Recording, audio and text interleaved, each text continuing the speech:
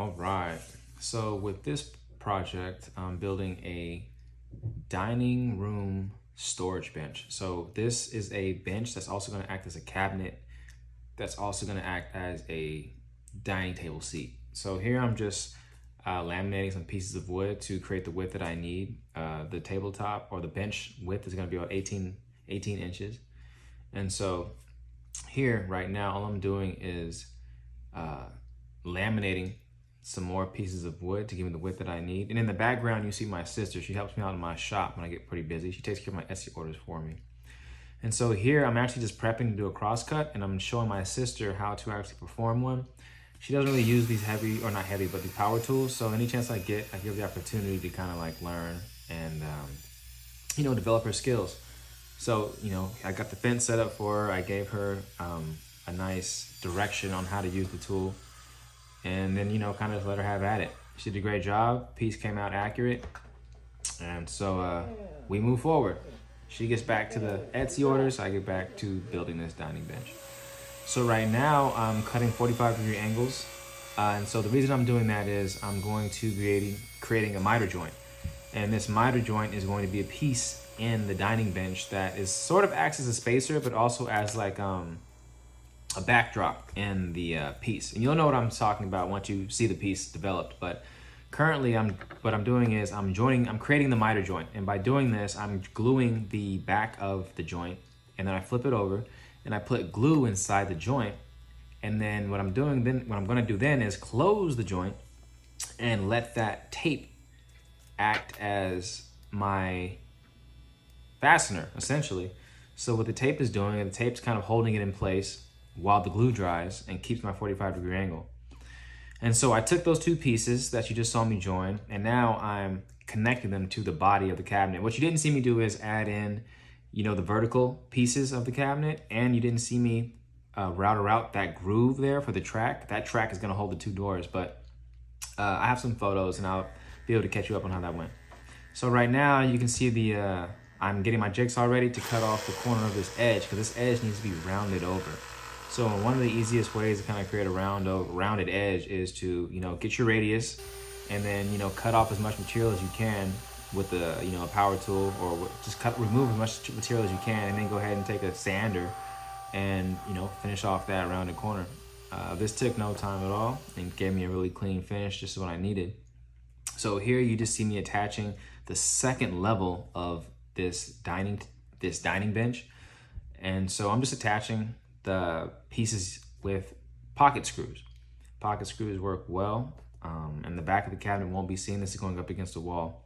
So right now I'm closing off the cubby of the cabinet, and I simply just put a piece to fit right in between those two vertical pieces, and it's turning out really nice. So what I'm doing now is I'm cutting a hole in the doors, and that hole is going to act as the handle, if you will, to slide the door left and right. And so I'm cutting my hole, and I put a piece of plywood or any scrap piece behind it so that it doesn't give me any blowout on the back of that hole. So I have a nice clean cut.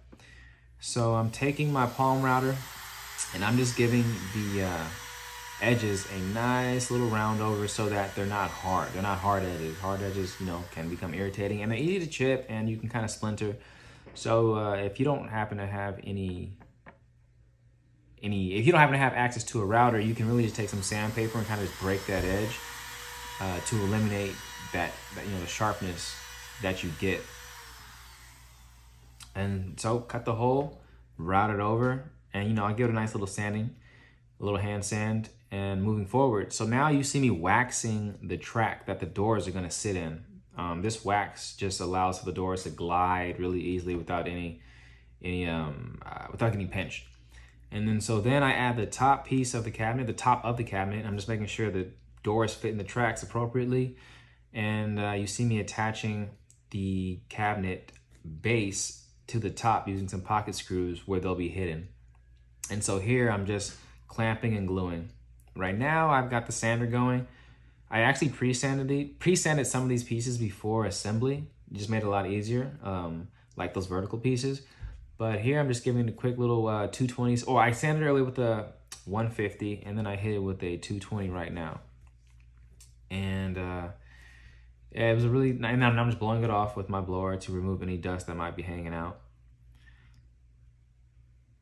And the wood we're using, I'm sorry, I never talked about it. The wood we're using is Poplar. Poplar is really cool wood. It actually has like this nice little green kind of little flavor happening in it.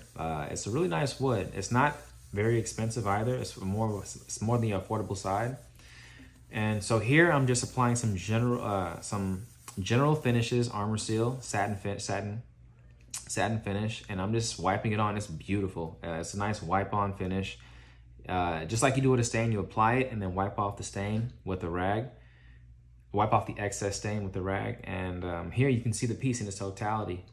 It's a really, really nice piece. I love it. The customer was really happy. And I'm going to show you some finished pieces here. So now it's inside the customer's home.